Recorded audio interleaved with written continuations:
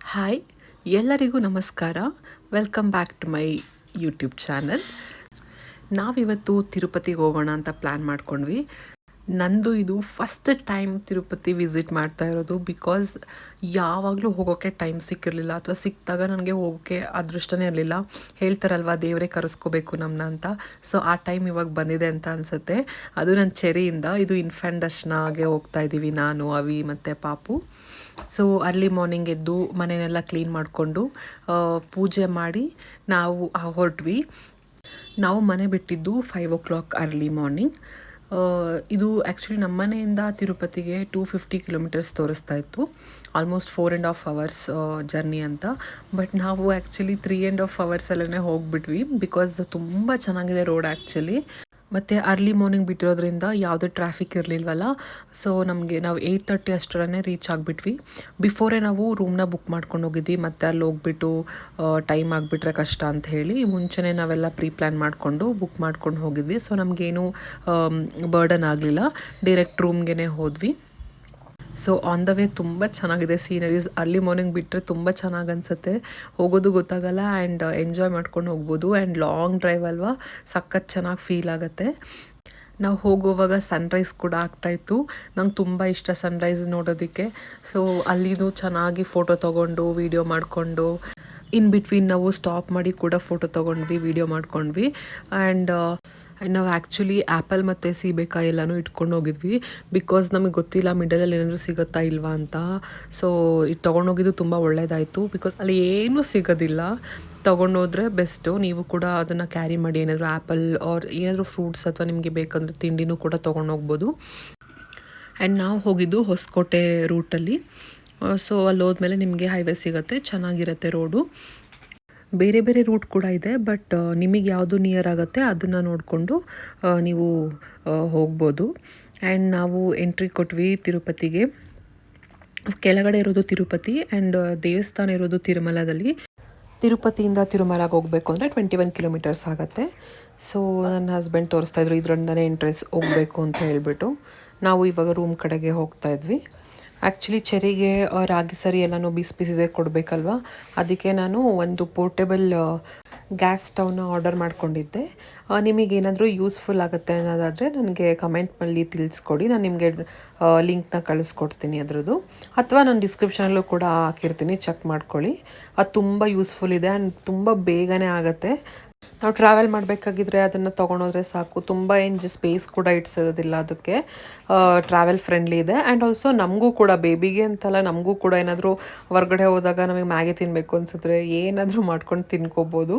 So ನಾನು ಅದನ್ನೇ ಯೋಚನೆ ಮಾಡಿಕೊಂಡು ತೊಗೊಂಡೆ. ಮತ್ತು ಗ್ಯಾಸ್ ಆನ್ ಮಾಡೋದಕ್ಕೆ ಮ್ಯಾಚ್ ಬಾಕ್ಸ್ ಆಗಲಿ ಲೈಟರ್ ಆಗಲಿ ಏನೂ ಅವಶ್ಯಕತೆ ಇಲ್ಲ. ಆಟೋಮ್ಯಾಟಿಕಲಿ ಅದನ್ನು ನಾವು ಆನ್ ಮಾಡ್ಬೋದು. ನಾನು ತೋರಿಸ್ತಾ ಇದ್ದೀನಿ ನೋಡಿ, ಆ ಥರ ನಾಬ್ನ ತಿರುಗಿಸ್ಕೊಂಡು ನಮಗೆ ಉರಿ ಜಾಸ್ತಿ ಬೇಕಾ ಅಥವಾ ಫ್ಲೇಮ್ ಕಮ್ಮಿ ಬೇಕಾ ಅದನ್ನು ಚೆಕ್ ಮಾಡ್ಕೊಬೋದು. ಎಷ್ಟು ಬೇಕೋ ನಾವು ಅಷ್ಟಕ್ಕೆ ಇಟ್ಕೊಂಡು ಹಾಗೆ ಆಫ್ ಕೂಡ ಮಾಡ್ಕೊಬೋದು. ಸೊ ಅವಳಿಗೆ ನಾನು ರಾಗಿ ಸರಿ ಮಾಡೋದಕ್ಕೆ ವಾಟರ್ನ ಹೀಟ್ ಮಾಡ್ಕೊತಾ ಇದ್ದೆ. ಸೊ ಮೇನ್ ಎಂಟ್ರೆನ್ಸಲ್ಲಿ ಹೋಗಬೇಕು. ಅಲ್ಲಿ ಚೆಕ್ಕಿಂಗ್ ಎಲ್ಲ ಇರುತ್ತೆ. ನಾವೆಲ್ಲರೂ ಇಳಿದ್ಬಿಟ್ಟು ಲಗೇಜ್ ಎಲ್ಲನೂ ತೋರಿಸ್ಬಿಟ್ಟೆ ಹೋಗಬೇಕು ಆ ಜಾಗದಲ್ಲಿ. ಚೆರಿ ನೋಡಿ ಹೆಂಗೆ ಆಡ್ತಾ ಇದ್ದಾಳೆ. ಅವ್ರ ಅಪ್ಪನಂತೂ ಕಾರ್ ಡ್ರೈವ್ ಮಾಡೋದಕ್ಕೆ ಬಿಟ್ಟಿಲ್ಲ. ಫುಲ್ ಆಟ ಆಡಿಕೊಂಡು ಅವಳಿಗೆ ಬೆಟ್ ಥರ ಮಾಡ್ಕೊಂಬಿಟ್ಟಿದ್ದೆ ಕಾರೊಳಗಡೆ. ಫುಲ್ ಜಿಗ್ದು ನನಗೆ ಸಾಕಾಗಿ ಹೋಗ್ಬಿಟ್ಟಿತ್ತು ಇಟ್ಕೊಳ್ಳೋ ಅಷ್ಟರೊಳಗಡೆ. ಅದು ಯಾಕಾದರೂ ಮಾಡ್ಕೊಂಡು ಬಂದೆ ಅಂತ ಫೀಲ್ ಆಯಿತು. ಇನ್ನೂ ಸ್ವಲ್ಪ ದೊಡ್ಡವರಾದರೆ ಹಂಗೆ ಮಾಡ್ಕೊಂಡು ಬಂದರೆ ಯೂಸ್ ಆಗುತ್ತೆ ಅಟ್ಲೀಸ್ಟು. ಸೊ ಇಲ್ಲಿ ಚೆಕ್ಕಿಂಗಲ್ಲಿ ನಾನು ಇಳ್ಕೊಂಡು ಅವ್ರ ಹತ್ರ ಬ್ಯಾಗೆಲ್ಲನೂ ಚೆಕ್ ಮಾಡಿಸ್ಬೇಕು. ಅವಿ ಆ ಕಡೆ ಕಾರ್ನ ಕೂಡ ಚೆಕ್ ಮಾಡಿಸ್ತಾ ಇದ್ದಾರೆ. ಏನೇ ಲಗೇಜ್ ಇದ್ರೂ ಕೂಡ ಎಲ್ಲನೂ ಅದನ್ನು ಚೆಕ್ ಮಾಡಿ ವೆರಿಫೈ ಮಾಡಿನೇ ಬರಬೇಕು. ಇಲ್ಲಿ ಸ್ವಲ್ಪ ಟೈಮ್ ಆಗುತ್ತೆ ಗೈಸ್, 20 ಮಿನಿಟ್ಸ್ ಆದರೂ ಆಗುತ್ತೆ ಇಲ್ಲಿ. ಬಿಕಾಸ್ ತುಂಬಾ ಎಲ್ಲ ವೆಹಿಕಲ್ಸ್ನವ್ರು ಚೆಕ್ ಮಾಡಬೇಕು, ಎಲ್ಲ ಲಗೇಜಸ್ನೂ ಚೆಕ್ ಮಾಡಬೇಕಲ್ವ. ಇಲ್ಲಿ ಸ್ವಲ್ಪ ಟೈಮ್ ಕಿಲ್ ಆಗುತ್ತೆ. ಅದರ್ವೈಸ್ ಹೋಗ್ಬೋದು, 1 ಅವರಲ್ಲಿ ಹೋಗ್ಬೋದು ನಾವು ಇಲ್ಲಿಂದ ಬೆಟ್ಟದ ಮೇಲೆ.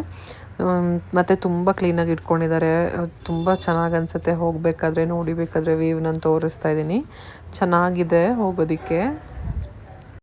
ಆಮೇಲೆ ಬೇಬಿಗೆ ರಾಗಿ ಸರಿ ಮಾಡೋದಕ್ಕಾಗಲಿ ಅಥವಾ ನೀವೇನಾದ್ರು ಸಿರ್ಲ್ಯಾಕ್ ತೊಗೊಂಬರ್ತೀರ ಅಂತಂದರೆ ಎಲ್ಲದನ್ನು ನೀವು ಮನೆಯಿಂದನೇ ಇಟ್ಕೊಂಡು ಬನ್ನಿ. ಆ್ಯಂಡ್ ಆಲ್ಸೋ ವೆಸಲ್ಸ್ ಕೂಡ, ಲೈಕ್ ನೀವೇನಾದರೂ ಆ ಥರ ನಂತರನೇ ಅಲ್ಲಿಗೆ ಬಂದು ಪ್ರಿಪೇರ್ ಮಾಡ್ಕೋತೀನಿ ಅನ್ನೋದಾದರೆ ಗ್ಯಾಸ್ ಎಲ್ಲನೂ ನೀವು ಇಟ್ಕೊಂಡಿರ್ತೀರ, ಆಬ್ವಿಯಸ್ಲಿ ಪೋರ್ಟೇಬಲ್ ಗ್ಯಾಸ್ ಸ್ಟವು. ಸರಿ ಮಾಡ್ಕೊಳ್ಳೋದಕ್ಕೆ ಏನೇನು ಬೇಕಾಗ್ಬೋದು, ಬೌಲ್ ಆಗಲಿ, ಪಾತ್ರೆ, ಲೋಟ, ನೀರು ಕುಡಿಸೋದಕ್ಕೆ ಸ್ಪೂನು, ಇನ್ನೇನಾದರೂ ಬೇಕು ಅಂದರೂ ಕೂಡ ನೀವು ನೀಟಾಗಿ ಅದನ್ನು ಕ್ಯಾರಿ ಮಾಡಿ ಮರಿಬೇಡಿ. ಆ್ಯಂಡ್ ಡ್ರೆಸ್ಸಸ್ಸು ಕೂಡ ಲೈಕ್ ನಾವು 2 ದಿನ ಇರ್ತೀವಿ ಅಂತ ಬಂದಿದ್ದಕ್ಕೇ just two pairs of dress ತೊಗೊಂಡಿದ್ದೆ ನಾನು. ನನಗೆ ಒಂದು ಸ್ಯಾರಿ ಲೈಕ್ ಹೋಗುವಾಗ ಒಂದು ಡ್ರೆಸ್ ಹಾಕೊಂಡು ಹೋಗಿದ್ದೆ, ಬಟ್ ನಾನು ಸ್ಯಾರಿಲೇ ಹೋಗಬೇಕು ಅಂತ ಇತ್ತು ದೇವಸ್ಥಾನಕ್ಕೆ. ಸೊ ಸ್ಯಾರಿ ಒಂದು ಜೊತೆ ಇಟ್ಕೊಂಡಿದ್ದೆ, ನೆಕ್ಸ್ಟ್ ಡೇ ಒಂದು ಪೇರ್ ಇಟ್ಕೊಂಡಿದ್ದೆ, ನೈಟ್ ಡ್ರೆಸ್ಸಿಗೆ ಒಂದು ಇಟ್ಕೊಂಡಿದ್ದೆ. ಇನ್ನು ಬೇಬಿಗೂ ಸೇಮ್, ಅವ್ಳಿಗೂ ಅಷ್ಟೇ ಒಂದು 3 to 4 ಪೇರ್ಸ್ ಇಟ್ಕೊಂಡಿರಿ, ಎಕ್ಸ್ಟ್ರಾ ಬೇಕಾಗ್ಬೋದು ಅವ್ರಿಗೆ, ಗಲೀಜು ಮಾಡ್ಕೊತಾರಲ್ವ. ಸೊ ನೀವಿವಾಗ ಹೆಂಗೆ ಬರಬೇಕು ಅಂತ ಅಂದರೆ ಮ್ಯಾಪ್ ಹಾಕ್ಕೊಳ್ಳಿ, ಸುಪತಮ್ ಎಂಟ್ರಿ ಅಂತ, ಅದು ನಿಮಗೆ ತೋರಿಸತ್ತೆ ರೂಟ್ ಮ್ಯಾಪು. ಅಲ್ಲಿ ಬಂದು ಪಾರ್ಕ್ ಮಾಡಿದ್ರೆ ಸಾಕು, ಜಸ್ಟ್ 100 ಮೀಟರ್ ನೀವು ವಾಕ್ ಮಾಡಬೇಕಷ್ಟೇ. ಅಲ್ಲಿ ಸುಪತಮ್ದು ಗೇಟ್ ಇರುತ್ತೆ. ಇನ್ಸೈಡ್ ಹೋದರೆ ಅಲ್ಲೇ ನಿಮಗೆ ಲಗೇಜು ಮತ್ತು ಫೋನ್ದು ಲಾಕರ್ ಇರುತ್ತೆ. ಅಲ್ಲೇ ನೀವು ಕೊಟ್ಬಿಟ್ಟು ಜಸ್ಟ್ ನೀವು ಆಧಾರ್ ಕಾರ್ಡ್ನ ತೋರಿಸಿದ್ರೆ ಸಾಕು. ಇಲ್ಲಿ ಹಿಂಗೆ ಸ್ಟೆಪ್ಸ್ ಇಳಿದ್ಬಿಟ್ಟು ಹೋದ್ರೇ ನಿಮಗೆ ಸುಪತಮ್ದು ಗೇಟ್ ಸಿಗುತ್ತೆ ಎಂಟ್ರಿ. ಸೊ ನಿಮಗೆ ಅಲ್ಲಿ ಸ್ಟಾರ್ಟಿಂಗಲ್ಲೇ ಕೇಳ್ತಾರೆ ನಿಮ್ದು ಯಾವ್ದಾದ್ರು ಒಬ್ರದ್ದು ಆಧಾರ್ ಕಾರ್ಡ್ ತೋರಿಸಿದ್ರೆ ಸಾಕು. ಆ್ಯಂಡ್ ಇನ್ಸೈಡ್ ಹೋಗ್ಬೇಕಾದ್ರೆ ಅಲ್ಲಿ ಚೆಕಿಂಗ್ ಮಾಡ್ತಾರೆ, ಲೈಕ್ ಬೇಬಿದು ಬರ್ತ್ ಸರ್ಟಿಫಿಕೇಟ್, ನೀವೇನು ತೊಗೊಂಡೋಗಿರ್ತೀರಲ್ವ ಪ್ರೂಫ್ಗೆ, ಅದನ್ನು ಜಸ್ಟ್ ಚೆಕ್ ಮಾಡ್ಕೋತಾರೆ ಅಷ್ಟೇ. ಅದಾದಮೇಲೆ ನೀವು ಒಳಗಡೆ ಹೋಗಬೇಕು ಅಷ್ಟೇ. ಆ್ಯಂಡ್ ಬೇಬಿ ಬ್ಯಾಗಲ್ಲಿ ಏನು ಇಟ್ಕೋಬೇಕು ಅಂತಂದರೆ ಡೈಪರ್ಸ್ ಇಟ್ಕೊಳ್ಳಿ, ಮೇಯ್ನು ವೆಟ್ ವೈಪ್ಸ್ ಇಟ್ಕೊಳ್ಳಿ, ಮತ್ತು ಪಾಪುಗೆ ಊಟ ತೊಗೊಂಡು ಬಂದಿರ್ತೀರಲ್ವ ಅದನ್ನ ಇಟ್ಕೊಳ್ಳೇಬೇಕು. ರಾಗಿ ಸರಿ ಅವ್ರು ಸಿರ್ಲಾಕ್ ನೀವೇನು ತಿನ್ನಿಸ್ತೀರಾ ಅದನ್ನು ಕೂಡ ಇಟ್ಕೊಳ್ಳಿ. ಆ್ಯಂಡ್ ವಾಟರ್ ಬಾಟಲ್ ಇಟ್ಕೊಳ್ಳಿ, ಅಥವಾ ನಿಪ್ಪಲ್ಲಿ ಇಟ್ಕೊಂಡಿರಿ, ಅವಳು ನಿಪ್ಪಲಲ್ಲಿ ಕುಡಿತಾ ಇದ್ದಾರೆ ಅಂತ ಹೇಳಿದ್ರೆ. ಆ್ಯಂಡ್ ಒಂದು ಯಾವುದಾದ್ರೂ ಒಂದು ಪೇರ್ ಡ್ರೆಸ್ ಕೂಡ ಇಟ್ಕೊಂಡಿರಿ, ಬೈ ಚಾನ್ಸ್ ಅವ್ರು ಗಲೀಜು ಮಾಡಿಕೊಂಡ್ರೆ ನೀವು ಅಲ್ಲೇ ಚೇಂಜ್ ಮಾಡ್ಬೋದು. ಮತ್ತು ಈ ಗೇಟ್ ಓಪನ್ ಆಗೋದು 12 o'clock ಈವ್ನಿಂಗ್ 6 o'clock ಇರುತ್ತೆ. ಇನ್ ಬಿಟ್ವೀನ್ ಯಾವಾಗ ಬೇಕಾದರೂ ಬರ್ಬೋದು, ಕ್ಯೂಗೆ ಜಾಯ್ನ್ ಆಗ್ಬೋದು. ಬಟ್ ಇನ್ನು ಒಂದು 11:30, 11:45 ಹಂಗೆ ಬಂದರೆ ಸ್ವಲ್ಪ ಬೇಗನೆ ನಮಗೆ ದರ್ಶನ ಆಗುತ್ತೆ. ನಾವು ಹಾಗೆ ಮಾಡ್ಕೊಂಡಿದ್ದೆ ಆ್ಯಕ್ಚುಲಿ 11:30, 11:45 ಅಷ್ಟರಲ್ಲಿ ನಿಂತ್ಕೊಂಡಿದ್ವಿ. ಸೊ ನಮಗೆ ಬೇಗನೆ ಒಂದು 45 ಮಿನಿಟ್ಸಲ್ಲೇ ದರ್ಶನ ಆಗೋಯಿತು. ಇನ್ನು ಸ್ವಲ್ಪ ಲೇಟಾಗಿ ಬಂದರೆ ಅದೇ 1 hour maximum. Otherwise depends on ನಿಮ್ಮ ಮೇಲೇ ಇರುತ್ತೆ, ನೀವು ಎಷ್ಟು ಗಂಟೆಗೆ ಬರ್ತೀರಾ ಅದ್ರ ಮೇಲೆ ಡಿಪೆಂಡು. ಮತ್ತು ಕ್ಯೂ ಇದ್ದರೆ ಜಾಸ್ತಿ 2 hours ಮ್ಯಾಕ್ಸಿಮಮ್, 2 hours 2.5 hours ನಿಮಗೆ ದರ್ಶನ ಆಗೋಗ್ಬಿಡತ್ತೆ. ಸೊ ಏನೂ ಇದು ಮಾಡ್ಕೊಳಕ್ಕೆ ಹೋಗಬೇಡಿ. ಬಟ್ 12 months ಒಳಗಡೆ ಇರೋ ಬೇಬೀಸ್ನ ಮಾತ್ರ ಕರ್ಕೊಂಡು ಬನ್ನಿ. 12 months ಆಗಿ ಒಂದಿನ ಎಕ್ಸ್ಟ್ರಾ ಆಗಿದೆ ಅಂತ ಹೇಳಿದ್ರು ಕೂಡ ಅಲ್ಲಿ ನಿಮಗೆ ಎಂಟ್ರಿ ಕೊಡೋದಿಲ್ಲ. ಇವ್ರ ಜೊತೆಗೆ ಯಾರು ಸಿಬ್ಲಿಂಗ್ಸ್ ಇದ್ದರೆ ಅಕ್ಕ ಅಥವಾ ಅಣ್ಣ, ಅವ್ರನ್ನೂ ಕರ್ಕೊಂಬರ್ಬೋದು. ಬಟ್ 12 years ಒಳಗಡೆ ಇರಬೇಕು. ಅವರು 12 years ಮೇಲ್ಗಡೆ ಇರೋಂಗಿಲ್ಲ. 12 years ಒಳಗಡೆ ಇತ್ತು ಅಂದರೆ ಅವ್ರನ್ನೂ ಕೂಡ ಕರ್ಕೊಂಡು ಹೋಗ್ಬೋದು ಒಳಗಡೆಗೆ. ಅವ್ರದ್ದು ಆಧಾರ್ ಕಾರ್ಡ್ ತೊಗೊಬಂದರೆ ಸಾಕು. ಆ್ಯಂಡ್ ಹೋಗುವಾಗಲೇ ನಿಮಗೆ ಒಳಗಡೆ ಒಬ್ರದ್ದು ಆಧಾರ್ ಕಾರ್ಡ್ನ ಸ್ಕ್ಯಾನ್ ಮಾಡಿಕೊಂಡು ಲಡ್ಡು, ಫ್ರೀ ಲಡ್ಡು ಕೊಡ್ತಾರೆ 2, ಅದರದ್ದು ಟಿಕೆಟ್ ಕೊಡ್ತಾರೆ, ಅದನ್ನ ಕಲೆಕ್ಟ್ ಮಾಡ್ಕೊಂಡು ಹೋಗಿ, ಅದನ್ನ ಮಿಸ್ ಮಾಡ್ಕೋಬೇಡಿ. ಲಾಸ್ಟಲ್ಲಿ ನೀವು ಕಲೆಕ್ಟ್ ಮಾಡ್ಕೊಬೋದು ಫ್ರೀ ಲಡ್ಡುನ ಹೊರಗಡೆ. ಆ್ಯಂಡ್ ಎಂಟ್ರೆನ್ಸಲ್ಲೇ ಫೋನ್ ಮತ್ತು ಲಗೇಜಸ್ನ ಇಡೋದಕ್ಕೆ ಲಾಕರ್ ಇರುತ್ತೆ, ಅಲ್ಲೇ ನೀವು ಇಟ್ಬಿಟ್ಟು ಇನ್ನು ಮಿಕ್ಕಿದ್ದು ಪಾಪುಗೆ ಏನೇನು ಬೇಕೋ ಅದನ್ನು ಮಾತ್ರ ತೊಗೊಂಡೋದ್ರೆ ಸಾಕು. ನಿಮಗೆ ಫೋಟೋಸ್ ತೊಗೋಬೇಕು, ವೀಡಿಯೋ ಮಾಡ್ಕೋಬೇಕು ಅಂತಂದರೆ ದರ್ಶನ ಎಲ್ಲ ಆದಮೇಲೆ ಮತ್ತೆ ಅದು ಫೋನ್ನ ತೊಗೊಂಡು ನಾವು ಮಾಡ್ಕೊಂಡಿದ್ದೀವಲ್ಲ ಆ ಥರ ನೀವು ಕೂಡ ಫೋಟೋಸು ವೀಡಿಯೋಸು ಎಲ್ಲನೂ ಕೂಡ ಮಾಡ್ಕೊಬೋದು. ಮೆಮರೀಸ್ಗೆ ಚೆನ್ನಾಗಿ ಅನಿಸುತ್ತೆ. ನಮ್ಮ ಚೆರಿ ಅಂತೂ ಅಲ್ಲಿರೋ ಬರೋ ಎಲ್ಲರ ಜೊತೆನೂ ಮಕ್ಳ ಜೊತೆ ಹೋಗಿ ಆಟ ಆಡ್ಕೊಂಡಿತ್ತು. ನಮಗಂತೂ ಹಿಂಸೆನೇ ಕೊಡಲಿಲ್ಲ, ಯಾರು ಮಾತಾಡ್ಸಿದ್ರು ಎಲ್ಲರ ಜೊತೆನೂ ಆರಾಮಾಗಿ ಆಟ ಆಡ್ಕೊಂಡಿತ್ತು. ಸೊ ನಮಗೇನಷ್ಟು ಹಿಂಸೆ ಅನ್ನಿಸ್ಲಿಲ್ಲ. ನೀವು ಅಷ್ಟೇ ಮಕ್ಳುಗಳನ್ನ ತುಂಬ ಇಷ್ಟಪಡ್ತಾರೆ, ಕರ್ಕೊಂಡೋಗಿ ನೋಡ್ಕೊಂಡು ಬನ್ನಿ, ಚೆನ್ನಾಗಿ ದರ್ಶನ ಆಗುತ್ತೆ. ಆ್ಯಂಡ್ ಇದು ಒಂದು ಟೈಮ್ ಆ್ಯಕ್ಚುಲಿ ನಮಗೂ ದರ್ಶನ ಮಾಡ್ದಂಗೆ ಆಗುತ್ತೆ. ನಾನು 28 years ಆದಮೇಲೆ ನೋಡ್ತಾ ಇದ್ದೀನಿ, ನಂಗೆ ತುಂಬಾ ಖುಷಿ ಇದೆ, ತುಂಬ ಎಕ್ಸೈಟ್ಮೆಂಟ್ ಇದೆ. ಅದು ಚೆರಿಯಿಂದನೇ ಆಗಿದ್ದು, ನಂಗೆ ತುಂಬಾ ಖುಷಿ ಆಯಿತು.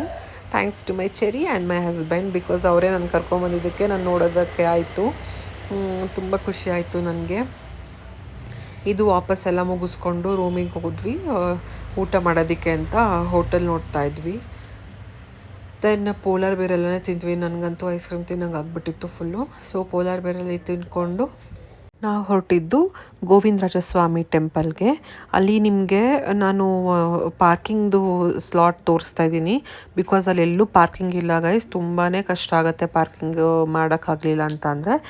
ಟೆಂಪಲ್ಗೆ ಇನ್ನೂ ಒಂದು 100 meters ಬಿಫೋರೇ ನಮಗೆ ಪಾರ್ಕಿಂಗ್ ಮಾಡಬೇಕು. ಸ್ಟಾರ್ಟಿಂಗಲ್ಲೇ ಲೆಫ್ಟಿಗೆ ಬಂದರೆ ಇಲ್ಲಿ 2 wheelerಗೆ ಮತ್ತು 4 wheelerಗೆ ಪಾರ್ಕಿಂಗ್ ಸ್ಪೇಸ್ ಇದೆ. 60 rupees ತೊಗೊಳ್ತಾರೆ ಅಷ್ಟೇ. ಇದು ಬೆಸ್ಟ್ ಆ್ಯಂಡ್ ಸೇಫ್ ಪ್ಲೇಸ್ ಆಗಿರುತ್ತೆ, ಅದಕ್ಕೆ ನಾನು ತೊಗೊಂಡಿದ್ದೀನಿ ವಿಡಿಯೋ. ಚೆಕ್ ಮಾಡಿ, ಅಥವಾ ಅಲ್ಲಿ ಯಾರು ಪೊಲೀಸ್ ಇದ್ದರೆ ಅವ್ರನ್ನ ಕೇಳಿದರೆ ಸಾಕು, ಅವರೇ ಹೇಳ್ತಾರೆ ನಿಮಗೆ ಎಲ್ಲಿ ಬರುತ್ತೆ ಅದು ಅಂತ ಹೇಳಿಬಿಟ್ಟು. ಸೊ ಅಲ್ಲಿ ಪಾರ್ಕಿಂಗ್ ಮಾಡ್ಕೊಳ್ಳಿ, ಏನು ವರಿ ಮಾಡ್ಕೋಬೇಡಿ. ಅದಾದಮೇಲೆ ಇಲ್ಲಿಂದ ನಾವು ವಾಕ್ ಮಾಡಿಕೊಂಡು ಒಂದು 100 ಮೀಟರ್ ಆಗುತ್ತೆ, ಅಲ್ಲಿ ಕಾಣಿಸ್ತಿದೆಯಲ್ವ ಅಲ್ಲಿವರೆಗೂ ನೆಟ್ಕೊಂಡು ಹೋಗಬೇಕು ಟೆಂಪಲ್ವರೆಗೂ.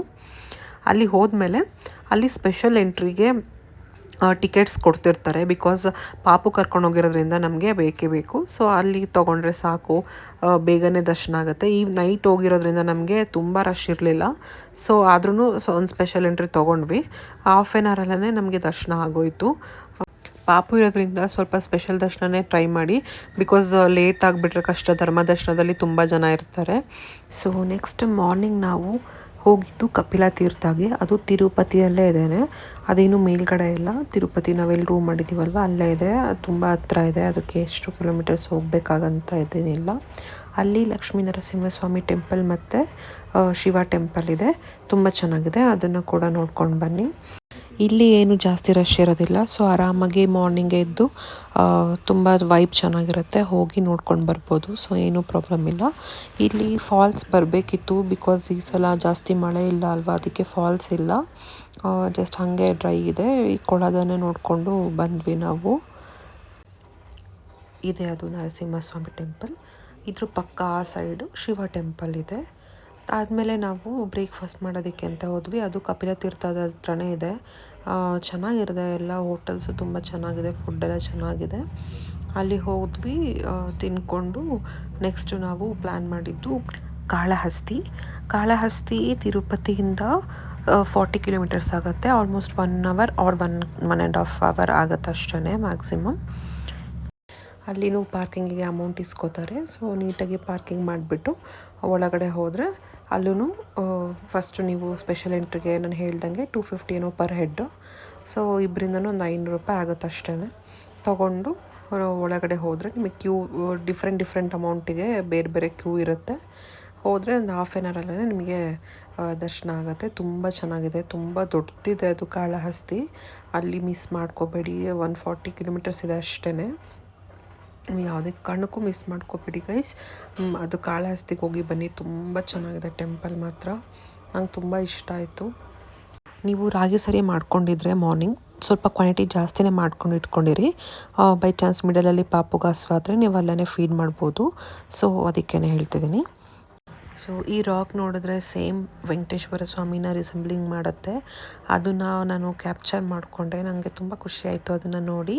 Thank you so much for watching. ಇಷ್ಟ ಆಗಿದ್ರೆ ಲೈಕ್ ಕೊಟ್ಟು ನನಗೆ ಸಪೋರ್ಟ್ ಮಾಡಿ ಗೈಸ್.